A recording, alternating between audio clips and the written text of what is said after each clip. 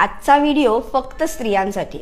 अंगावरून पांढरे जाणं किंवा व्हाईट डिस्चार्ज नॉर्मल आहे की ॲबनॉर्मल हे प्रत्येक स्त्रीला माहीत असणे गरजेचे असते. हलकासा पांढरट, गंधहीन, कमी मात्रेत होणारा व्हाईट डिस्चार्ज हा नॉर्मल समजला जातो. साधारण पिरियडच्या आधी 1-2 दिवस किंवा ओव्ह्युलेशनच्या दरम्यान असा डिस्चार्ज आपल्याला जाणवून सुद्धा येतो. या उलट जर तुमचा व्हाईट डिस्चार्ज खूप जास्त प्रमाणात असेल, त्याला दुर्गंधी म्हणजेच वास येत असेल किंवा त्या दरम्यान आपल्याला खास सुटणं, आग होणं अशी लक्षणं दिसत असतील, तर असा व्हाईट डिस्चार्ज हा ॲबनॉर्मल असतो.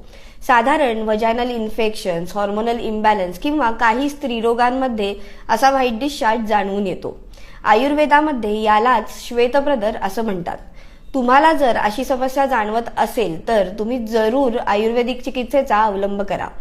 आयुर्वेदामध्ये याविषयी खूप चांगली औषधं तसेच योनी धावन, योनी धूपन असे उपचार सुद्धा आहेत. तुम्हाला याविषयी काही शंका किंवा प्रश्न असतील तर आम्हाला कमेंटमध्ये नक्की सांगा. आम्ही ते सॉल्व्ह करायचा प्रयत्न करू. धन्यवाद.